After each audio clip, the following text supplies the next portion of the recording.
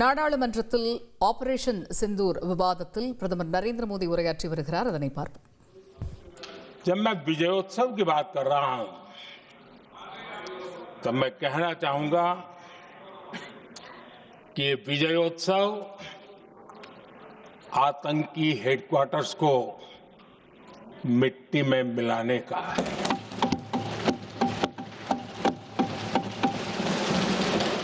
जब मैं विजयोत्सव कहता हूं तो ये विजयोत्सव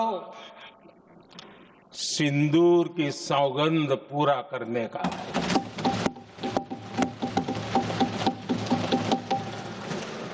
मैं जब ये विजयोत्सव कहता हूं तो ये भारत की सेना के शौर्य और सामर्थ्य का विजय गाथा कह रहा है।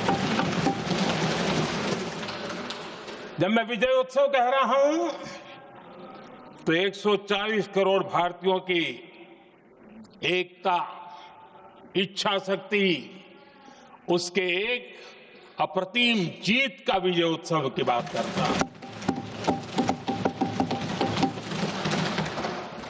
आदरणीय अध्यक्ष जी, मैं इसी विजय भाव से इस सदन में भारत का पक्ष रखने के लिए खड़ा हुआ।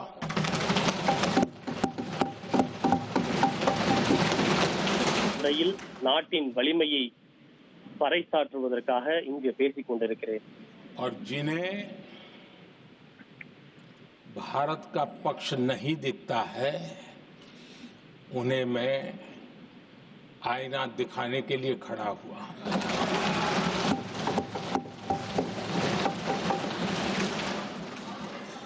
பாரதத்தின் வலிமை புரியாதவர்களுக்கு அந்த வலிமையை தெரியப்படுத்துவதற்காக நான் இங்கே நின்று பேசிக் கொண்டிருக்கிறேன். अपना स्वर मिलाने के लिए उपस्थित हुआ हूं। ये 140 करोड़ देशवासियों की भावना के जो गुंज है, जिस सदन में सुनाई दी है, मैं उसे अपना एक स्वर मिलाने खड़ा हुआ। இந்த வெற்றி கொண்டாட்டம் ஆபரேஷன் சிந்தூரின் வெற்றி கொண்டாட்டம். ऑपरेशन सिंदूर के दरमियान जिस प्रकार से देश के लोगों ने मेरा साथ दिया, मुझे आशीर्वाद दिए, देश की जनता मुझ पर कर्ज है। मैं देशवासियों का आभार व्यक्त करता हूं। ஆபரேஷன் சிந்தூர் நடவடிக்கையின் போது நாட்டு மக்கள் எனக்கு வழங்கிய நம்பிக்கை மற்றும் ஆசீர்வாதத்திற்கு நான் என்னுடைய நன்றியை தெரிவிக்கிறேன். आदरणीय अध्यक्ष जी, 22 अप्रैल को पहलगाम में जिस प्रकार की क्रूर घटना घटी, जिस प्रकार ஏப்ரல் 22ஆம் தேதி பெஹல்காமில் மிக கொடூரமான அந்த தாக்குதல் நடத்தப்பட்டது. लोगों को उनका धर्म पूछ करके गोलियां मारी. பயங்கரவாதிகள் அப்பாவி பொதுமக்களின் மதம் என்ன என்று கேட்டு அவர்களின் மீது துப்பாக்கி குண்டுகளை செலுத்தினர். भारत को हिंसा की आग में झोंकने का ये सुविचारित प्रयास था. भारत में दंगे फैलाने की ये साजिश थी. मैं आज देशवासियों का धन्यवाद करता हूं कि देश ने एकता के साथ उस साजिश को नाकाम कर दिया. இந்த தாக்குதலை ஒன்றுபட்டு தாக்குதலுக்கு எதிராக நின்ற நாட்டு மக்களுக்கு இந்த நேரத்தில் நன்றி தெரிவிக்க விரும்புகிறேன். 22 अप्रैल के बाद मैंने एक सार्वजनिक रूप से और विश्व को समझ में आए इसलिए कुछ अंग्रेजी में भी वाक्यों का प्रयोग किया था और मैंने कहा था कि हमारा संकल्प है. இந்த தாக்குதல் நடந்த பிறகு பீகாரில் நடைபெற்ற பொதுக்கூட்டத்தில் பேசிய போது நான் ஆங்கிலத்தில் உரையாற்றினேன்.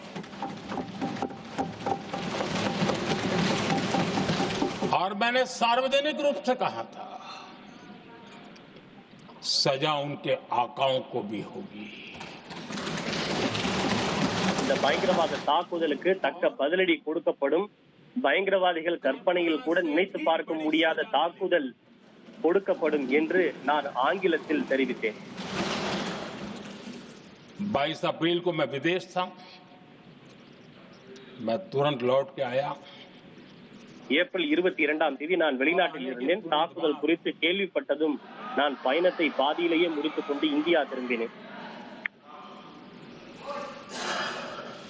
मैंने एक बैठक बुलाई உடனடியாக ஒரு உயர்மட்ட ஆலோசனை கூட்டத்தை நடத்தினேன். और उस बैठक में हमने साफ साफ निर्देश दिए कि आतंकवाद को करारा जवाब देना होगा और ये இந்த பயங்கரவாதத்திற்கு தக்க பதிலடி கொடுக்கப்பட வேண்டும் என்று அந்த கூட்டத்தில் வலியுறுத்தினேன்.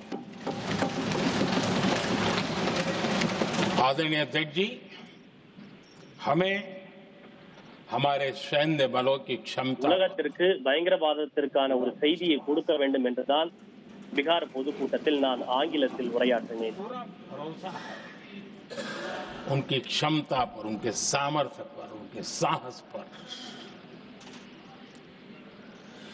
நமது ராணுவ வீரர்களின் திறமை மீது எனக்கு முழு நம்பிக்கை இருந்தது. और ये भी कहा गया कि सेना तय करें कब, कहां, कैसे, किस प्रकार से, ये सारी बातें उस मीटिंग में साफ साफ कह दी गई और कुछ இந்த बातें उसमें से தாக்குதலுக்கு எங்கு, எப்படி, எப்போது பதிலடி கொடுக்க வேண்டும் என்பது குறித்து கூட்டத்தில் விரிவாக ஆலோசிக்கப்பட்டது. हमें गर्व है आतंकियों को वो सजा दी और सजा ऐसी है कि आज भी आतंक के उन आकाओं की नींद उड़ी हुई है।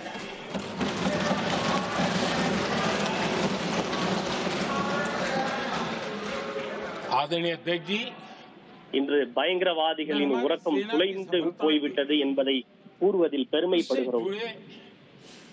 भारत के उस पक्ष को सदन के माध्यम से देशवासियों के सामने रखना चाहता हूं। पहला पक्ष पहलगाम हमले के बाद से ही पाकिस्तानी सेना को अंदाजा लग चुका था कि भारत कोई बड़ी कार्रवाई करेगा। उनके तरफ से न्यूक्लियर की धमकियों के भी बयान आना शुरू हो चुके थे। பாகிஸ்தானிடமிருந்து நாங்கள் அணு ஆயுதத்தை பயன்படுத்துவோம் என்பது போன்ற அச்சுறுத்தல் எல்லாம் கூட வந்தது. और 7 मई सुबह जैसा तय किया था वैसी कार्रवाई की और पाकिस्तान कुछ नहीं कर पाया। ஆனால் அந்த அச்சுறுத்தலை எல்லாம் பொருட்படுத்தாமல் நாம் மே 6, 7 ஆகிய தேதிகளில் நள்ளிரவு பாகிஸ்தான் மீது தாக்குதலை நடத்தினோம். बदला பாகிஸ்தானால் ஒன்றுமே செய்ய முடியவில்லை. निर्धारित लक्ष्य के साथ हमारी सेना ने ले लिया। நமது இந்திய படைகள் எதை இலக்காக வைத்திருந்தனோ அந்த இலக்கை நமது ராணுவம் பூர்த்தி செய்தது, இலக்கை அடைந்தது. आदरणीय अध्यक्ष जी, पाकिस्तान के साथ हमारी लड़ाई तो कई बार हुई है, लेकिन ये पहली ऐसी भारत की रणनीति बनी कि जिसमें पहले जहां कभी नहीं गए थे वहां हम पहुंचे, पाकिस्तान के कोने कोने में आतंकी अड्डों को धुआं धुआं कर दिया गया।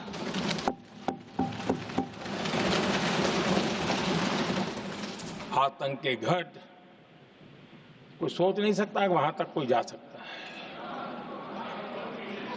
बहावलपुर பயங்கரவாதத்திற்கு ஆதரவளித்தவர்கள் இன்றும் கூட உறங்க முடியாத ஒரு நிலையை நாம் ஏற்படுத்தி இருக்கிறோம். பஹல்காம் பயங்கரவாத தாக்குதலுக்கு 22 நிமிடங்களில் பழி தீர்க்கப்பட்டது. सेनाओं ने आतंकी अड्डों को तबाह कर दिया. நமது ராணுவம் பயங்கரவாதத்தின் முதுகெலும்பை உடைத்திருக்கிறார்கள். पाकिस्तान की न्यूक्लियर धमकी को हमने झूठा साबित कर दिया. பாகிஸ்தானின் அணு ஆயுத அச்சுறுத்தலை நாம் முறியடித்திருக்கிறோம். भारत ने सिद्ध कर दिया कि न्यूक्लियर ब्लैकमेलिंग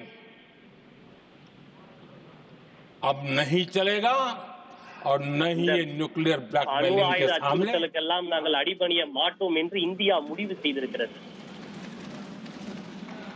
आदरणीय अध्यक्ष जी, चौथा पक्ष भारत ने दिखाई யாரும் கற்பனை கூட செய்து பார்க்க முடியாத அளவுக்கு பயங்கரவாத முகாம்களை நாம் அழித்திருக்கிறோம். पाकिस्तान के सीने पर सटीक प्रहार किया.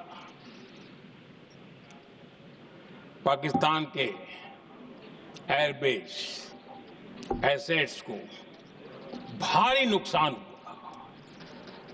முதன்முறையாக பாகிஸ்தான் நாட்டினுடைய விமானப்படை தளங்களை எல்லாம் நாம் நாசம் செய்திருக்கிறோம். आज टेक्नोलॉजी आधारित युद्ध का युग है. ऑपरेशन सिंदूर इस महारत में भी सफल सिद्ध हुआ है.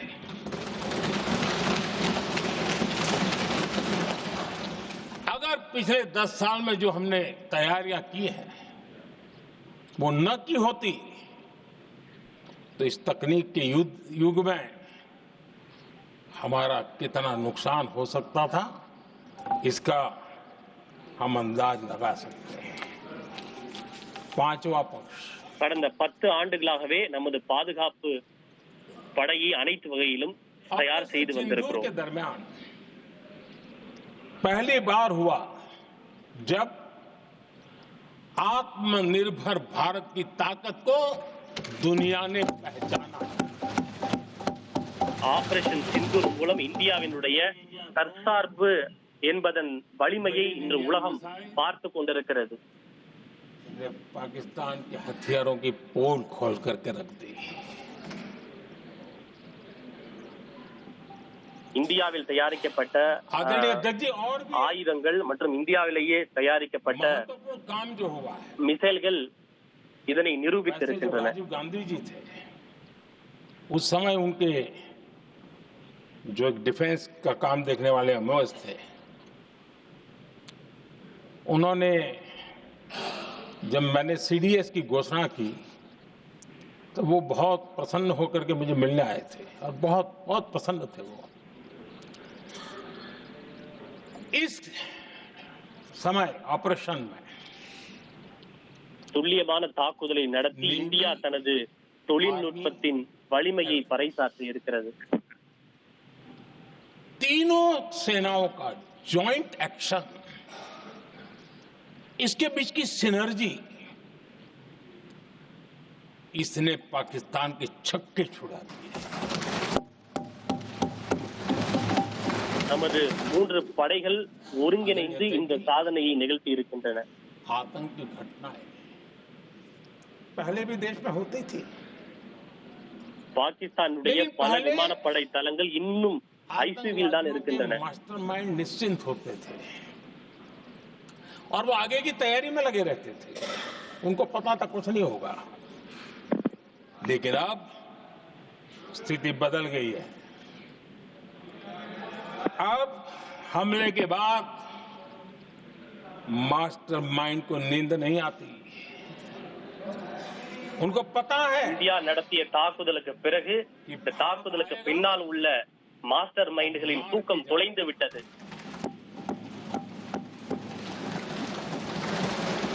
ये न्यू नॉर्मल भारत ने सेट कर दिया है. ஒரு புதிய வழக்கத்தை நமது நாடு நிர்ணயித்திருக்கிறது. आदरणीय अध्यक्ष जी, दुनिया ने देख लिया कि हमारी कार्यवाही का दायरा कितना बड़ा, स्केल कितना बड़ा। सिंदूर से लेकर के सिंधु तक पाकिस्तान पर कार्रवाई की है। ऑपरेशन सिंदूर ने तय कर दिया कि भारत में आतंकी हमले की उसके आकाओं को और पाकिस्तान को भारी कीमत चुकानी पड़ेगी। अब ऐसे ही नहीं जा सकते। आदरणीय अध्यक्ष जी, ऑपरेशन सिंदूर से स्पष्ट होता है कि भारत ने 3 सूत्र तय किए हैं।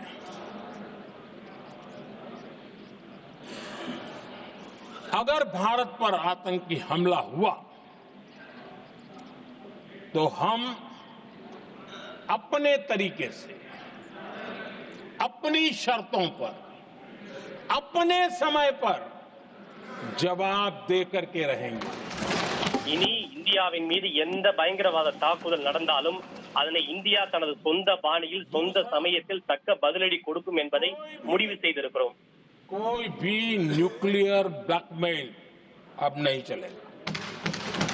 இந்தியாவின் மீது இனி எந்த அணு ஆயுத அச்சுறுத்தலுக்கும் நாங்கள் அடிபணிய மாட்டோம், எங்களிடம் வேலை செய்யாது என்று முடிவு செய்திருக்கிறோம். हम आतंक की सरपरस्त सरकार और आतंक के आकाओं उनको अलग अलग नहीं देखेंगे। आदरणीय अध्यक्ष जी, இனி இந்தியாவின் மீது எந்த தாக்குதல் நடத்தப்பட்டாலும் அதனை பயங்கரவாதத்தை ஆதரிப்பவர்கள் என்று நாங்கள் தனித்தனியாக பிரித்து பார்க்க மாட்டோம். विदेश नीति को लेकर के भी काफी बातें कही गई।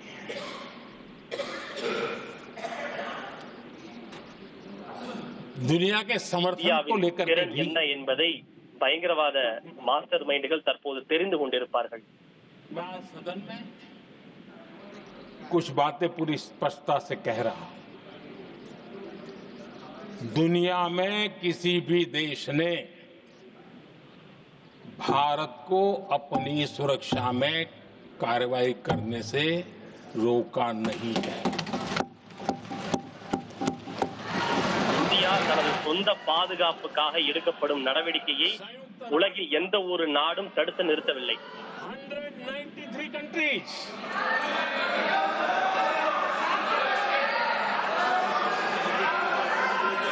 सिर्फ 3 देश 193 कंट्री में सिर्फ 3 देश ऑपरेशन सिंदूर के दौरान पाकिस्तान के समर्थन में बयान दिया था। Only 3 countries. ஐக்கிய நாடுகள் சபையில் உறுப்பினராக உள்ள 193 நாடுகளில் பாகிஸ்தான் உள்ளிட்ட 3 நாடுகளை தவிர மற்ற நாடுகள் இந்தியாவின் ஆபரேஷன் சிந்தூர் நடவடிக்கையை ஆதரித்திருக்கின்றன. तमाम देश दुनिया भर से भारत को समर्थन मिला है।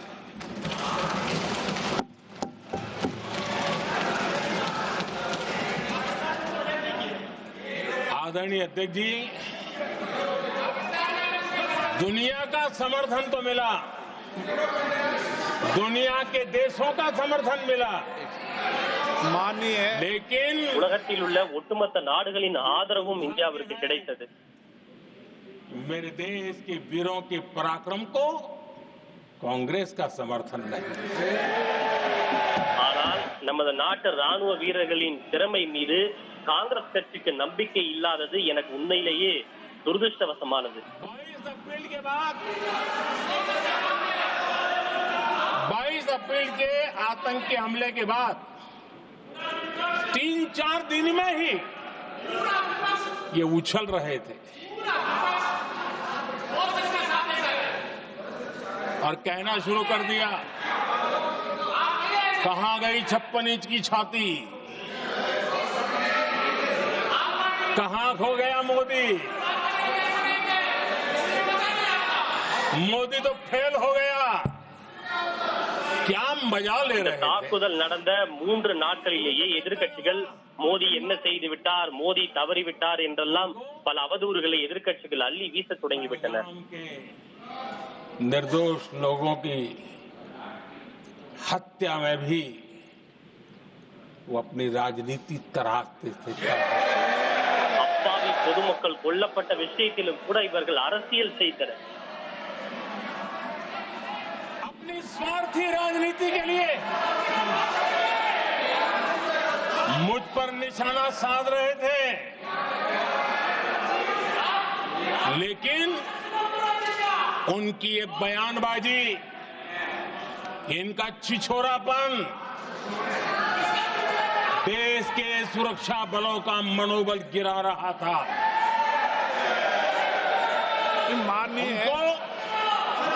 माननीय प्रतिपक्ष के नेता, एक मिनट, प्रतिपक्ष के नेता आपकी बात सबने ध्यान से सुनी। आप बेटे कांग्रेस कर रहे के हैं और कुछ नेताओं को पीछे से, ये उचित नहीं है आपके लिए। न भारत के सामर्थ्य पर भरोसा है, காங்கிரசுக்கும் காங்கிரஸ் கட்சியின் தலைவர்களுக்கும் நமது நாட்டினுடைய திறமை மீது நம்பிக்கை இல்லை.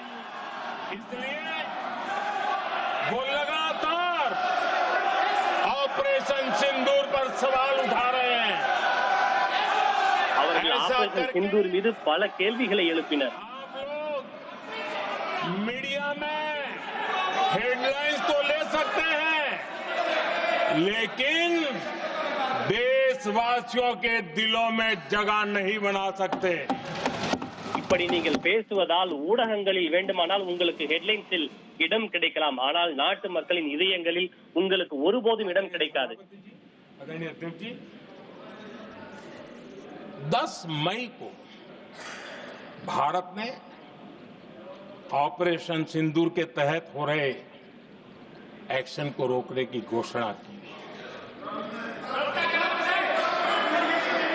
इसको लेकर यहां भांति भांति की बातें कही गई। ये वही प्रोपेगेंडा है जो सीमा पार से फैलाया गया है। कुछ लोग सेना द्वारा दिए गए तथ्यों की जगह पाकिस्तान के झूठ प्रचार को आगे बढ़ाने में जुटे हुए हैं।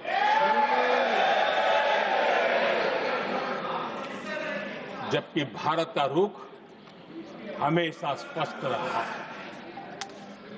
आदरणीय अध्यक्ष जी, நமது பாதுகாப்பு படைகளுக்கு உலக நாடுகளின் ஆதரவெல்லாம் கூட கிடைத்தது, ஆனால் காங்கிரஸ் கட்சியினுடைய ஆதரவு கிடைக்கவில்லை.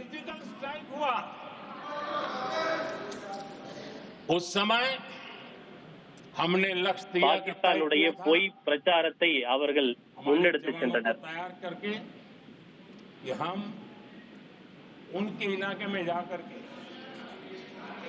आतंकियों के जो लॉन्चिंग पैड है उनको नष्ट करेंगे और सर्जिकल स्ट्राइक இந்தியா பாகிஸ்தான் மீது சர்ஜிக்கல் ஸ்ட்ரைக் நிகழ்த்திய போது தீவிரவாத முகாம்கள் எங்கெல்லாம் செயல்படுகிறதோ அவற்றை நாசம் செய்தது. लक्ष्य निर्धारित था कि ये करना है। जब बालाकोट एयर स्ट्राइक किया तो हमारा लक्ष्य तय था कि आतंकियों के जो ट्रेनिंग सेंटर्स है इस बार हम उसको तबाह करेंगे। பாலக்கோட் தாக்குதலின் போது பயங்கரவாதத்திற்கு எங்கெல்லாம் பயிற்சி அளிக்கப்படுகிறதோ அவற்றை நாம் துவம்சம் செய்து நாசம் செய்தோம். ऑपरेशन सिंदूर के समय हमारा लक्ष्य तय था और हमारा लक्ष्य था कि आतंक के जो एपी सेंटर है और पहलगाम के आतंकियों को जहां से பயங்கரவாதத்தின் முக்கிய மையங்களாக எவை செயல்படுகிறதோ அவற்றை அழிக்க வேண்டும் என்பதுதான் ஆபரேஷன் சிந்தூருடைய லட்சியமாக இருந்தது. அந்த லட்சியத்தை நாம் நிறைவேற்றி இருக்கிறோம். பயங்கரவாதத்தின் முக்கிய முகாம்களாக எவை செயல்படுகிறதோ அவற்றை அழித்திருக்கிறோம். आतंकियों का रिक्रूटमेंट हुआ, ट्रेनिंग होती थी, फंडिंग அந்த முகாம்களில் தான் பயங்கரவாதிகள் வேலைக்கு எடுக்கப்பட்டதோடு அவர்களுக்கு பயிற்சியும் கொடுக்கப்பட்டு வந்தது. उस जगह को आइडेंटिफाई किया और हमने सटीक तरीके से ऑपरेशन सिंदूर के तहत आतंकियों की नाभि पे प्रहार कर दिया. ஆபரேஷன் சிந்தூர் மூலம் அந்த பயங்கரவாத முகாம்களை எல்லாம் நாம் தகர்த்து பொடி பொடியாக்கி மண்ணாக்கி இருக்கிறோம். हमारी सेना ने 100% लक्ष्यों को हासिल करके देश के सामर्थ्य का परिचय किया.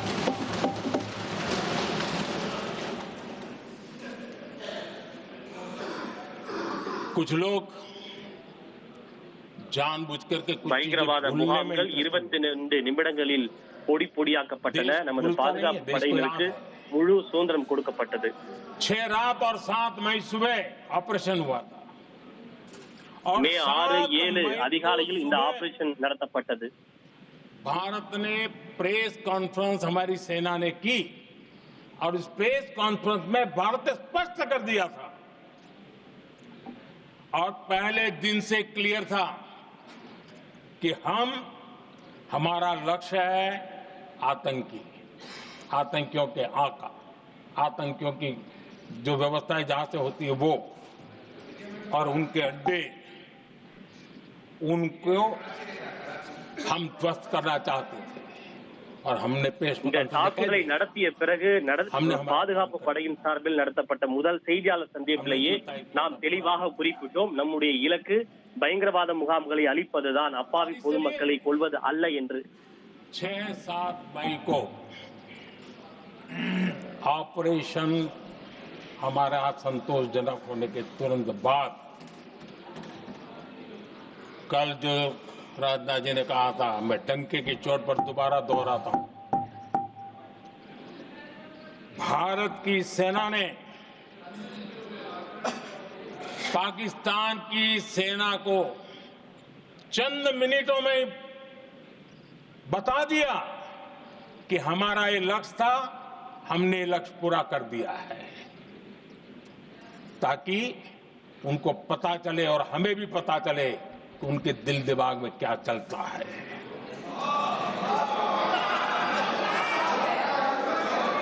हमने अपना लक्ष्य 100% हासिल कर लिया था.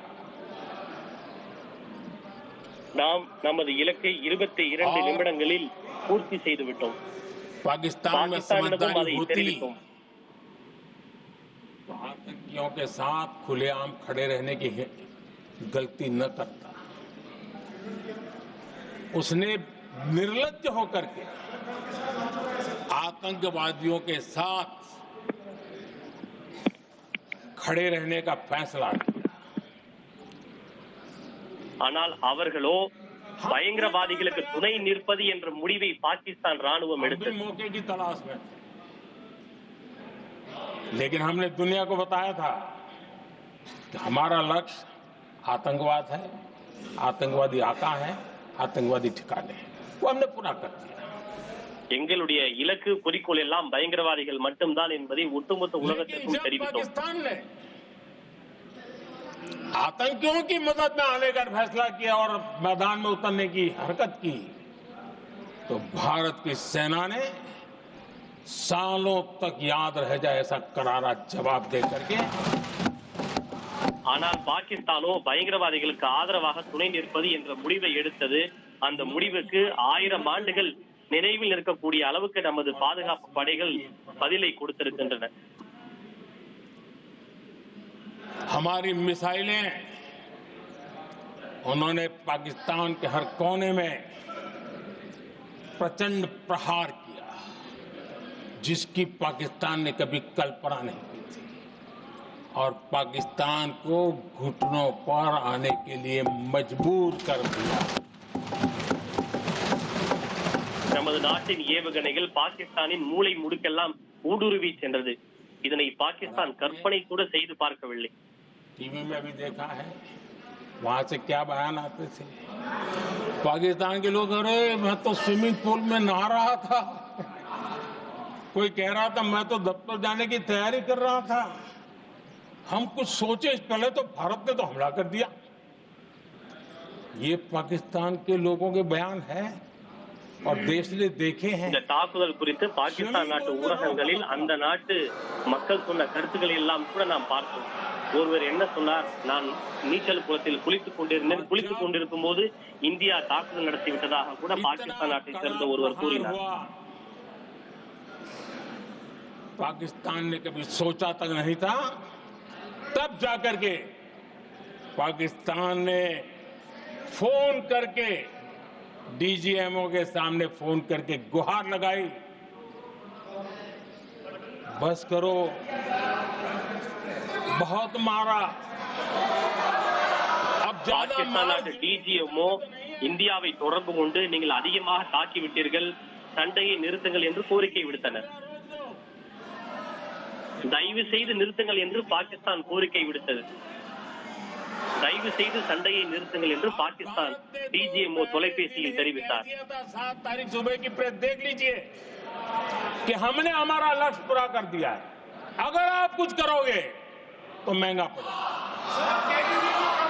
நாங்கள் எங்களுடைய இலக்கை பூர்த்தி செய்து விட்டோம், நீங்கள் மீண்டும் ஏதாவது செய்தால் நாங்கள் திருப்பி அடிப்போம் என்று நாங்கள் திட்டவட்டமாக தெரிவித்தோம். நமது ஏவுகணைகள் பாகிஸ்தானை ஆழமாக சென்று தாக்கியதால் பாகிஸ்தான் மண்டியிட நேர்ந்தது.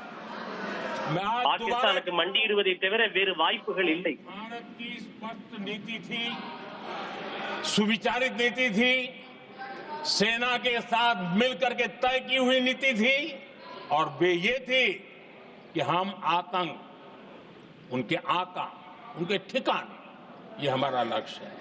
और हमने कहा, पहले दिन प्रेस कॉन्फ्रेंस में कहा है कि हमारा एक्शन नॉन एक्सीलरेटरी है.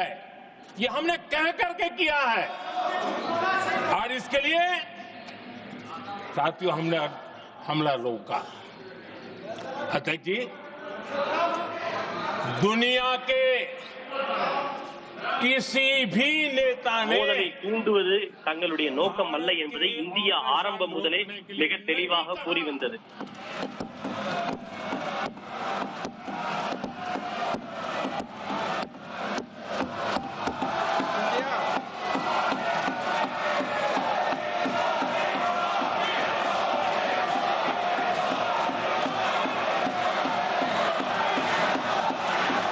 उसी दौरान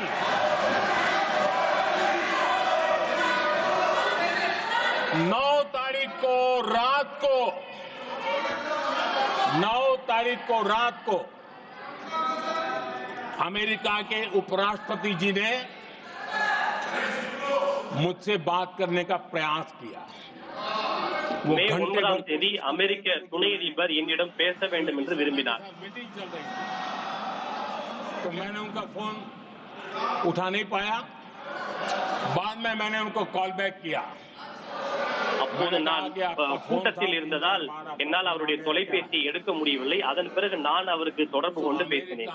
उपराष्ट्रपति जी ने मुझे फोन पे बताया कि पाकिस्तान बहुत बड़ा हमला करने वाला है.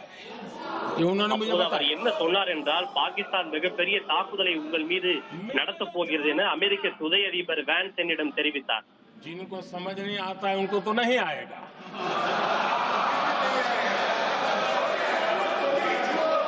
मेरा जवाब था, अगर पाकिस्तान का ये इरादा है तो उसे बहुत महंगा पड़ेगा. நான் அவரிடம் என்ன பதில் சொன்னேன் என்றால், பாகிஸ்தான் ஏதேனும் நடவடிக்கையில் இறங்கினால் அதற்கான விளைவு மிக அதிகமாக இருக்கும், மிகப்பெரிய விலையை கொடுக்க வேண்டியிருக்கும் என்று அமெரிக்க துணை அதிபரிடம் நான் தெரிவித்தேன். तो हम बड़ा हमला कर करके जवाब देंगे, ये मेरा जवाब था. பாகிஸ்தான் ஏதேனும் தாக்குதல் நடத்தினால் நாங்கள் அதைவிட மிகப்பெரிய தாக்குதல் மூலம் பதில் கொடுப்போம் என்று அவரிடம் தெரிவித்தேன். जवाब गोले से देंगे. பாகிஸ்தானுக்கு எந்த மொழியில் சொன்னால் புரியுமோ அந்த மொழியில் பதில் சொல்வோம் என்று நான் கூறினேன். और 9 रात में और 10 सुबह हमने पाकिस्तान को सैन्य शक्ति को तहस नहस कर दिया था और यही हमारा மே 9 மற்றும் 10ஆம் தேதி நமது ராணுவ வீரர்கள் தன்னுடைய சக்தியை நிரூபித்தனர். और आज पाकिस्तान भी भली भांति जान गया है कि भारत का हर जवाब पहले से ज्यादा तगड़ा होता है.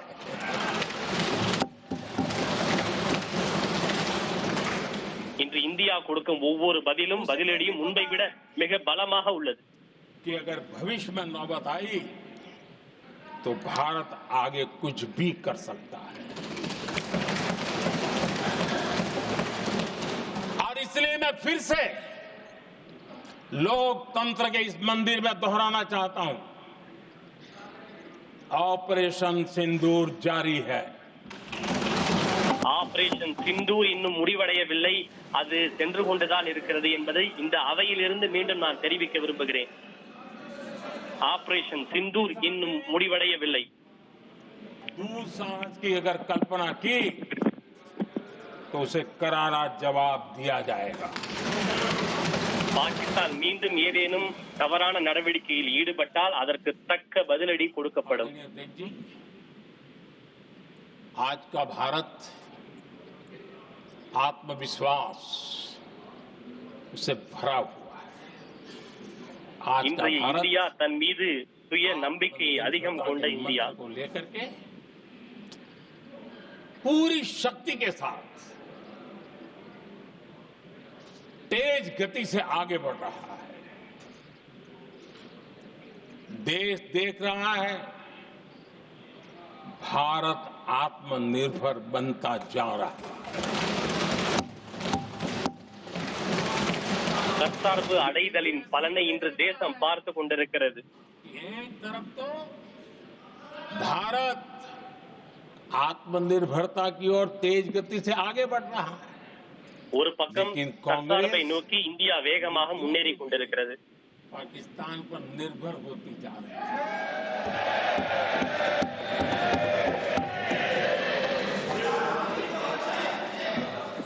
मैं आज पूरा दिन देख रहा था, जो 16 घंटे से जो चर्चा चल रही है, दुर्भाग्य से प्लीज बैठिए, सब जवाब दे दिया आपका. आप सुनते नहीं, सबका जवाब दे दिया. प्लीज दुर्भाग्य से सुनिए जवाब.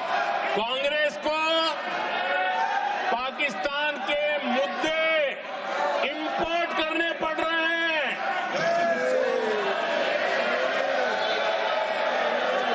आदरणीय अध्यक्ष जी,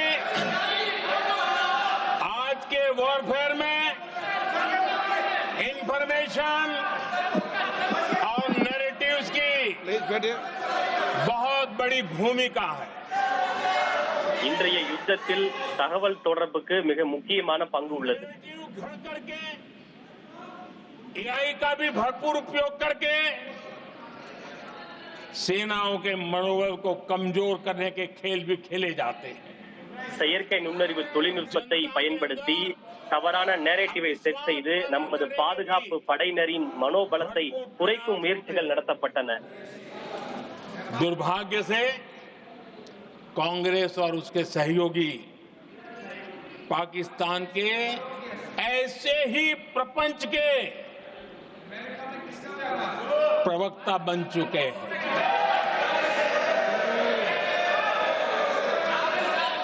आदरणीय अध्यक्ष जी, देश की सेना ने आदरणीय अध्यक्ष जी, ये तरीका है देश आपका. की सेना ने बैठिए बैठिए. देश की सेना ने सर्जिकल स्ट्राइक की. बैठिए.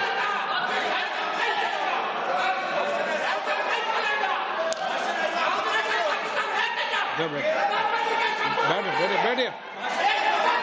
आदरणीय अध्यक्ष जी, देश की सेना ने सफलतापूर्वक सर्जिकल स्ट्राइक की तो तुरंत कांग्रेस वालों ने सेना से सबूत मांगे थे. இந்தியா பாகிஸ்தான் பாகிஸ்தான் மீது ஏர் ஸ்ட்ரைக் நிகழ்த்திய போது ஏர் ஸ்ட்ரைக் நிகழ்த்தியதற்கு என்ன ஆதாரம் உள்ளது என காங்கிரஸ் கட்சி கேள்வி எழுப்பியது. देश का मिजाज देखा तो सुर उनके बदलने लगे और बदल करके क्या कहने लगे? कांग्रेस के लोगों ने कहा ये सर्जिकल स्ट्राइक क्या बड़ी बात है, ये तो हमने भी की थी. அப்போது காங்கிரஸ்காரர்கள் என்ன பேசினார்கள்? இதெல்லாம் ஒரு பெரிய விஷயமா, நாங்கள் கூட தான் சர்ஜிக்கல் ஸ்ட்ரைக் நிகழ்த்தினோம் என்றெல்லாம் கூட காங்கிரஸ் கட்சியினர் பேசினர். तीसरे ने कहा 15 सर्जिकल स्ट्राइक की थी. ஒருவர் சொன்னார் நாங்கள் 6 சர்ஜிக்கல் ஸ்ட்ரைக் நிகழ்த்தினோம், மற்றொருவர் சொன்னார் நாங்கள் 15 சர்ஜிக்கல் ஸ்ட்ரைக் நிகழ்த்தினோம் என்றெல்லாம். इसके बाद बालाकोट में सेना ने एयर स्ट्राइक की. अब एयर स्ट्राइक तो ऐसी थी कि वो कुछ कह नहीं सकते थे, इसलिए ये तो नहीं कहा कि भाई हमने भी की थी. उसमें तो उन्होंने समझदारी दिखाई, लेकिन फोटो मांगने लगे. एयर स्ट्राइक हुई तो फोटो दिखाओ. பாலக்கோட்டில் நாம் தாக்குதல் நடத்திய போது காங்கிரஸ் கட்சியினர் நீங்கள் தாக்குதல் நடத்தியதற்கான போட்டோ இருந்தால் கொடுங்கள் என்றெல்லாம் கேட்டார்கள். इतना ही नहीं, आदरणीय अध्यक्ष जी, जब पायलट अभिनंदन पकड़े गए तो पाकिस्तान में तो खुशी का माहौल होना स्वाभाविक था कि उनके हाथ में भारतीय सेना का एक पायलट उनके हाथ लगा था. लेकिन यहां पर भी कुछ लोग थे जो कानों कानों में कह रहे थे अब मोदी फंसा, अब अभिनंदन वहां आए, मोदी ला करके दिखा दे, अब देखते हैं मोदी क्या करता है. நமது இந்திய வீரரான அபிநந்தனை பாகிஸ்தான் பிடித்து வைத்திருந்த போது காங்கிரஸ் கட்சியினர் என்னெல்லாம் பேசினார்கள், இப்போது மோடி என்ன செய்ய போகிறார், அவரை தற்போது திரும்பி கொண்டு வர சொல்லுங்கள் பார்க்கலாம் என்றெல்லாம் கூட பேசினார்கள்.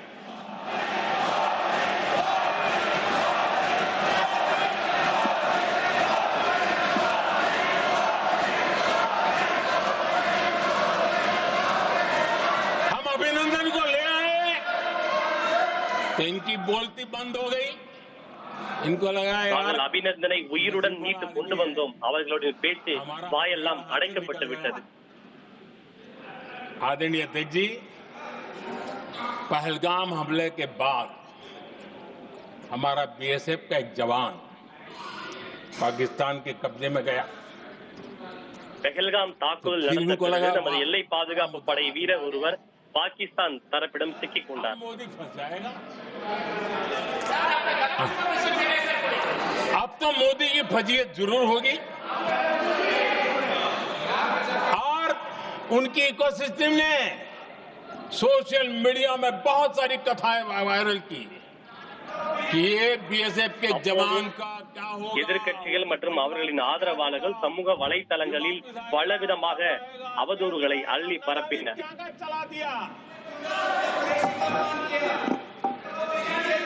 आदरणीय अध्यक्ष जी, बीएसएफ का वो जवान भी आन बान शान के साथ वापस ஆனால் அந்த எல்லை பாதுகாப்பு படை வீரரையும் எந்த விதமான சேதாரமும் இன்றி நாங்கள் மீட்டு இந்தியா கொண்டு வந்தோம்.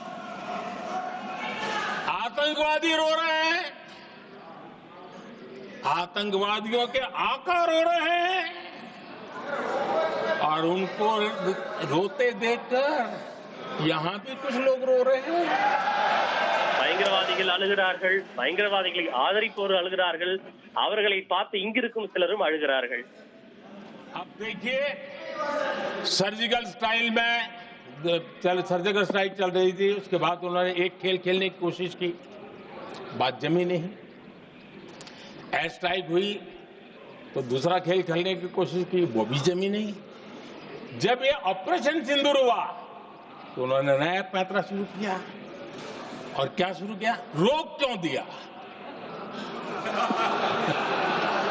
पहले तो मानने को तैयार नहीं थे कि मुक्त करते, अब कहते रोक क्यों दिया। बाहर बयान बहादुरों,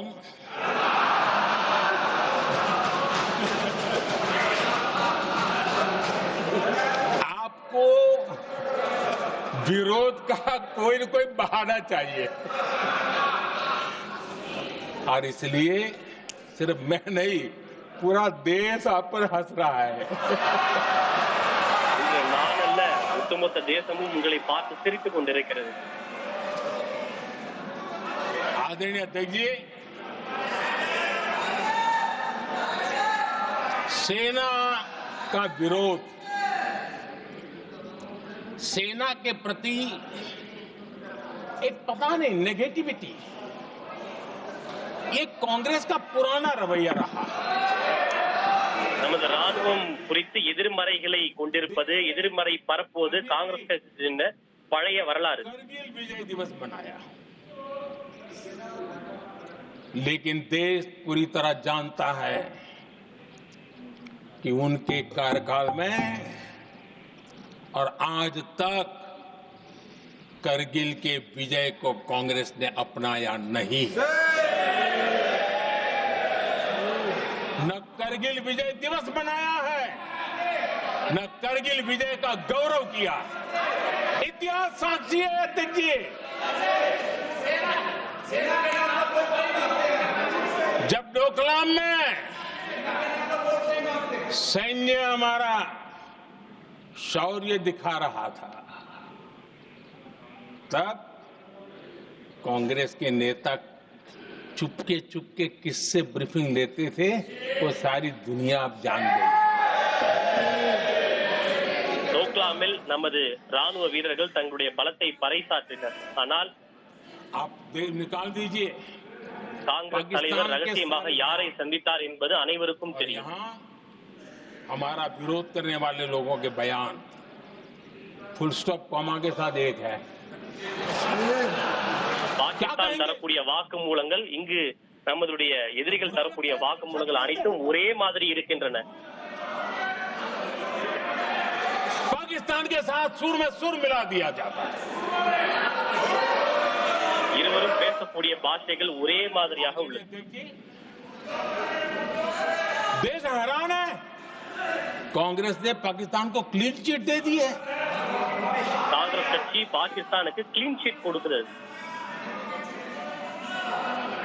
उनकी ये हिम्मत, और इनकी आदत जाती नहीं है, ये हिम्मत कि पहलगाम के आतंकी पाकिस्तानी थे, इसका सबूत दो।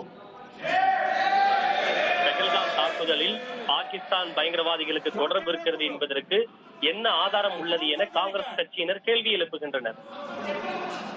और यही मांग पाकिस्तान कर रहा है, जो कांग्रेस कर रही है।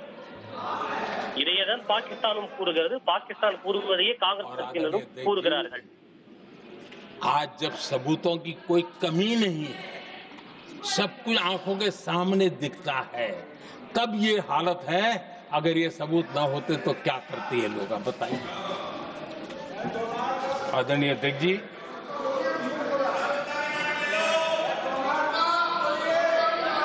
अध्यक्ष जी, ऑपरेशन सिंदूर के एक पार्ट की तरफ तो இன்று चर्चा நாம் भी बहुत होती है, நமது ध्यान கண் दीजिए। முன்னே என்ன பார்த்து கொண்டிருக்கிறோமோ அது ஆதாரத்திற்கு சற்றும் குறைவதில்லை.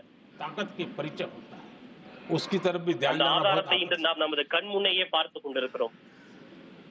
हमारे एयर डिफेंस सिस्टम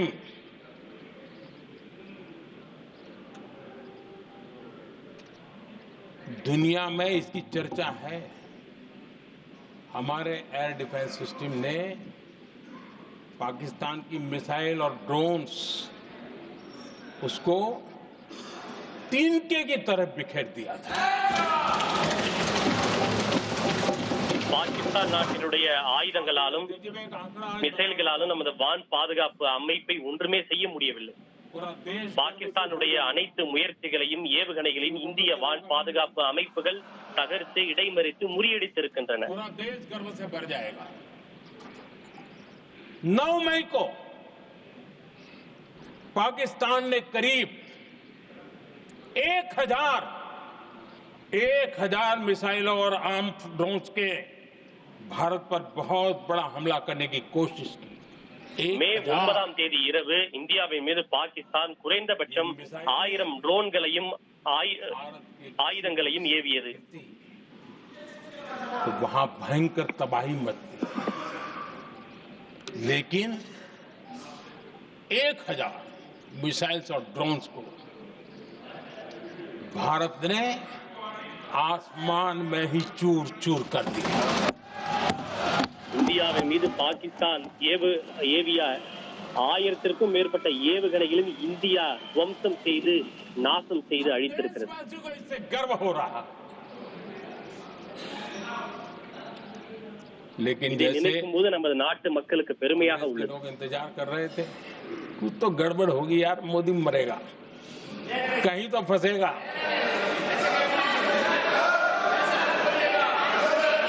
पाकिस्तान ने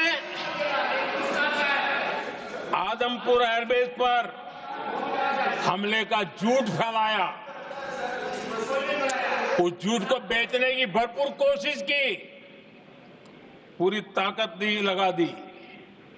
मैं अगले ही दिन आदमपुर पहुंचा. இந்தியாவில் இருக்கக்கூடிய ஆதம்பூர் விமானப்படை தளத்தை அழித்து விட்டதாக பாகிஸ்தான் தவறான பிரச்சாரம் செய்தது. அதனை முறியடிக்கும் விதமாக நான் ஆதம்பூர் விமானப்படை தளத்திற்கு நேரில் சென்றேன்.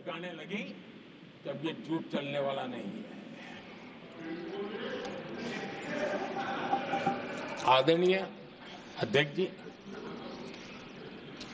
जो हमारे छोटे दलों के साथी हैं, जो राजनीति में नए हैं, उनको कभी शासन में रहने का अवसर नहीं मिला, उनसे कुछ बातें निकलती मैं समझ सकता.